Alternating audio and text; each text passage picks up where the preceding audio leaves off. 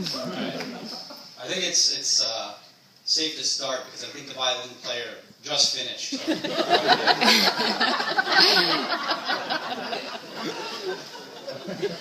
Before I start, and this was touched on a bit earlier, I've heard whispers about this. I heard people at the rehearsal dinner talking about it. So I'm just going to ask you guys. I mean, what took you so long? All of us here, we've known that you guys are right together. You know, it didn't have to take a decade, but we're thrilled that you did. I mean, Congress literally reaches compromise faster than we do. Of course, they're a little bit more divided politically. I would like to thank Mrs. Carr, Jonathan's mom, for wonderful rehearsal dinner last night, wonderful toast tonight, for breakfast tomorrow. So if everyone can help me thank Mrs. Carr.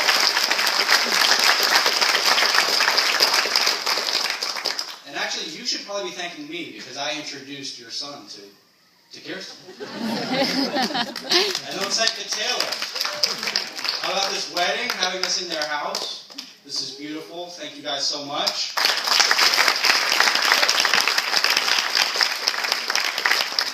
Now that I'm on your good side, I'd like to apologize to you for introducing your daughter. Jonathan. So I have some remarks that have been vetted thoroughly by the political operatives running Jonathan's future congressional campaign.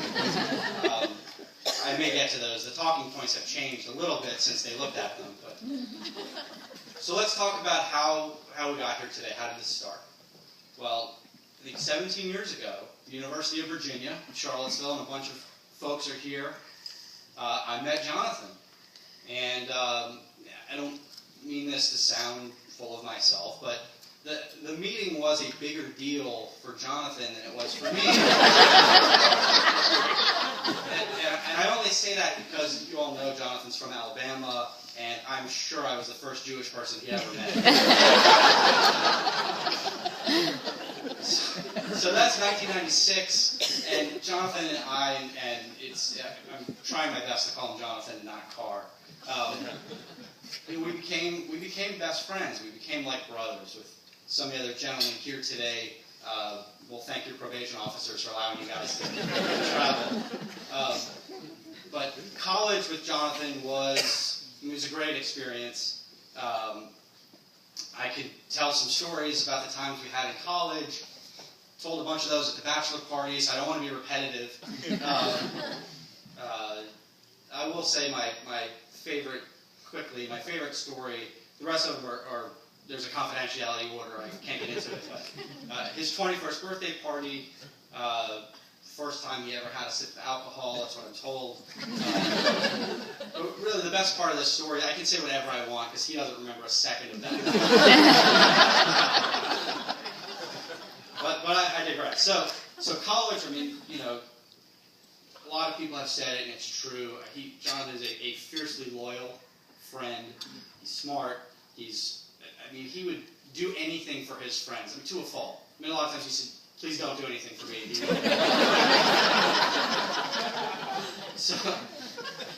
So after college, Jonathan goes on and does some impressive things. He's a Fulbright scholar studying overseas. Just really impressive things. And I end up at Duke University for law school. And I'm assigned to Section 2. And who is in my section but our beautiful bride here today. And so me and Kirsten and some others who are here, Allie and Aaron, we all became really good friends. Just like we had, you having great friends in college, we had our great friends in law school. And, hanging out with Kirsten was, interesting. I will say for people who have spent time with her in a social setting, you've probably experienced the Kirsten Taylor mixtape. And so that's literally on a cassette, which even then was a little behind the times. And it would be 3 songs on this tape. 2 of them would be the same Counting Crow song. And so you'd be hanging out, and then you would realize that for the last 30 minutes you'd be listening to static until the tape resets itself. So in law school, we did what really cool, hip, edgy law students do, right? We played Trivial Pursuit, and we started a newspaper. Because, come on, what's not cutting edge like a newspaper, right? So, that takes us into our second year in law school. Our newspaper was called The Devil's Advocate. We're at Duke. You're not impressed. Very catchy. We ran a feature. This is our second year in law school. The newspaper runs a feature. It's called The Bachelorette. Some of you are probably familiar with the TV show. So the premise is we have a bachelorette who happened to be our lovely bride here today, Kirsten, and 5 law students, right, vying for the opportunity to go on we had no money, of course, a very inexpensive date with Kirsten.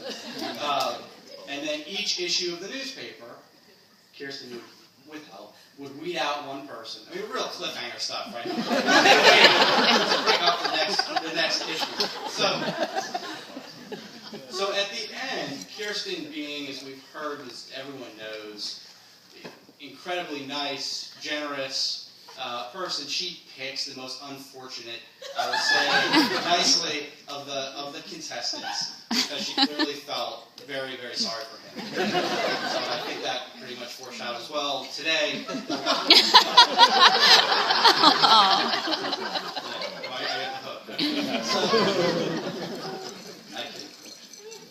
So that takes us into our third year of law school. Now, Jonathan became a 1L when we were 3Ls, and this was, of course, awesome for me. One of my best friends in the whole world is going to be spending a year in Durham with us. We're going to have a lot of fun. And so I introduced Jonathan to all of my friends, including Kirsten. Now, it turns out that they had met the year before. Jonathan had come down to visit me, check out Duke, and we had gone to hang out over at the Fun Shack over at Kirsten's apartment. Now, you're going to be surprised to hear this, but that meeting was actually a bigger deal for Kirsten than it was for Jonathan. And the reason is she'd never met a Republican before. And by the way, I mean, you found a great husband, but marrying a lifelong Republican, you're going to get audited by the IRS.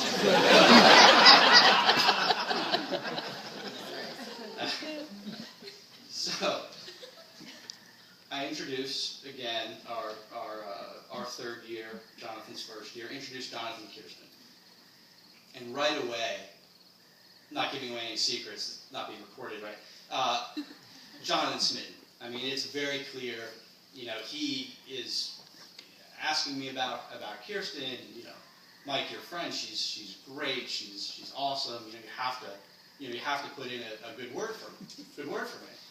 And I, of course, said that, actually, this was really important. The vetters wanted me to say what I said to you. I said, Jonathan, you're hilarious, fiercely loyal, you're incredibly smart, extremely good looking, you're an amazing dancer, you have the voice of an angel, you're tough on crime, you're fiscally conservative, and above all else, you love America. So I don't remember saying any of that. No, of course I said, you don't have any chance. I'm going to be honest. But Jonathan, as we all know, is a very determined young man, and undeterred, he started doing things to get to hang out with Kirsten. And one of those things we've heard people talk about is he would go running. And I guarantee you, before Duke, Jonathan didn't do any running. So when I started, I would hear from Kirsten, I heard from Jonathan, we're going to go run the trail to Washington Duke. I would say, there's something, he's really smitten. Because obviously, like I said, I went to college with him. Pretty much 90% of what you talk about in college is girls, and never heard him talk about anyone like he talked about Kirsten.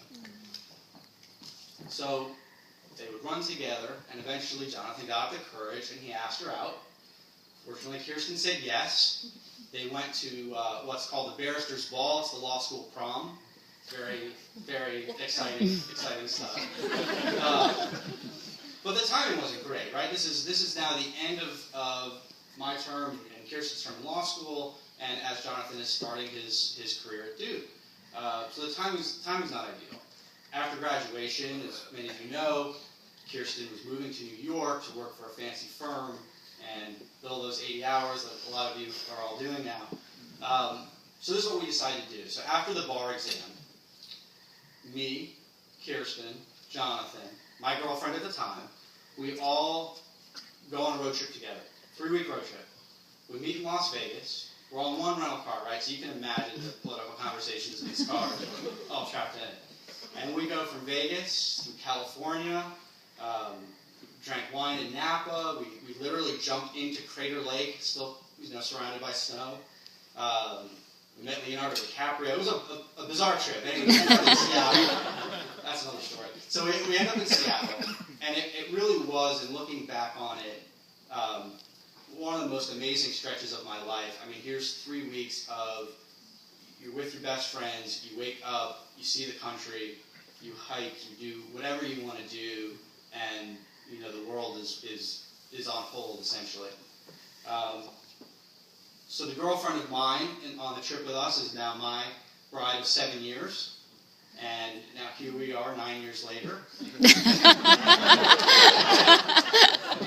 waited a long time for this. So here we are 9 years later, celebrating Jonathan and Kirsten, who are two of our very favorite people apart, and even more favorite together. So cheers.